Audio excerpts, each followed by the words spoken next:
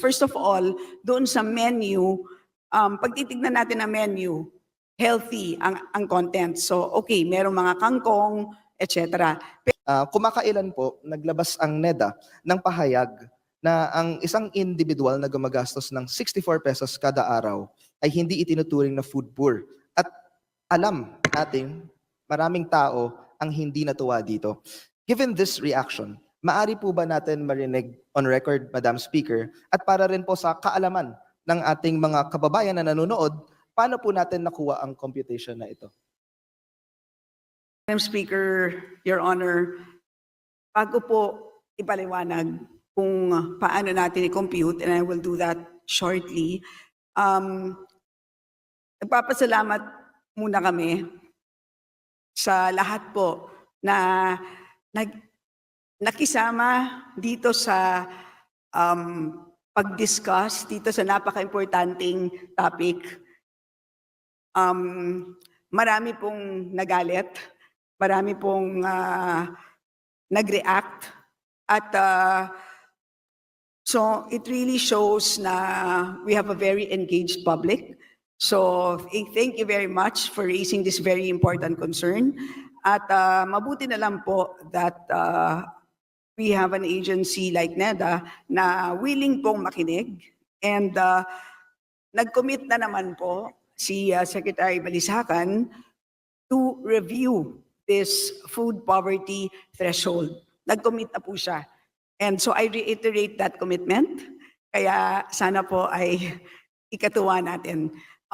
So on the question kung paano po natin to kinocompute, dalawa pong ahensya ang naka-assign po dito.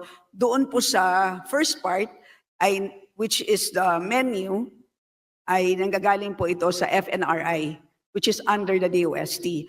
So sila po ang nagde-determine kung ano ang caloric requirement, and at the same time, dinedetermine din nila kung ano yung food menu that is appropriate for that caloric requirement. Kapag na-determine na po yan naman po ay binibigay sa PSA para sila naman po ang gagawa ng costing ng food menu na yon. So yun po ang general process. So those two agencies come together and come up with that threshold.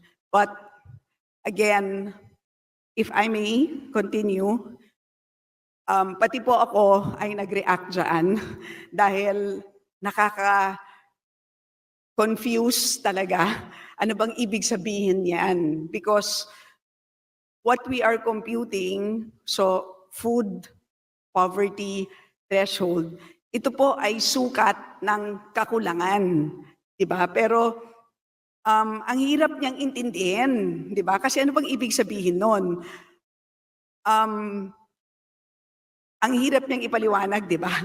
So, sukat ng kakulangan, pero pag i-interpret natin, parang ang tanong natin is, sapat na ba yan? Pero ang sinusukat dapat niya is kakulangan. Kaya napaka-confusing niya, di ba? So, kaya sabi ko, dapat na talagang i-review yan. At yun na nga, thankfully, may ganon. So, let me just give a rundown of the issues. First of all, doon sa menu, pag titignan natin ang menu, healthy ang content. So, okay, merong mga kangkong, etc. Pero yung mga ni-raise, mga hearings, anong gagawin natin? Hindi naman abot kamay ang mga healthy options na yan. Ang usually na abot kamay ay yung mga hindi healthy, katulad ng noodles, sardinas, etc. Okay, healthy nga ang kangkong. Pero bago ka makarating sa kangkungan, gagastos ka ng pamasahe na mahal, di ba? So, kasama ba yung pamasahe, dagdag pamasahe papunta sa kangkungan doon sa 64 pesos? So, yun ang tanong, di ba? Kasama ba ang indirect cost dito sa 64 pesos? Malamang hindi. So, number two, ano yung pag-determine ng caloric requirement? Kasi kung sinasabi natin na 1,900, ang ibig sabihin ba nun kapag nag-diet ka, kumain ka ng less than 1,900, anong ibig sabihin nun? Hindi ka hindi na poor ka na, o di kaya kapag ang caloric requirement mo ay more than 1,900 dahil ikaw ay manggagawa, ikaw ay construction worker, anong ibig sabihin nun?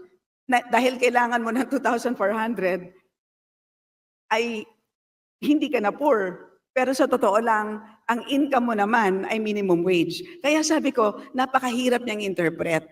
And finally, hindi naman yata natin ginagamit talaga itong food poverty threshold. Ang income threshold ay ginagamit natin sa mga programs tulad ng 4Ps, etc.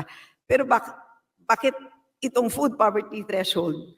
Parang hindi ko yata siya nakikitang ginagamit sa mga policies. Kaya ang aking mungkahi Isaneda bilang budget sponsor, baka yan ang kailangan natin reviewin. Kailangan ba natin yan?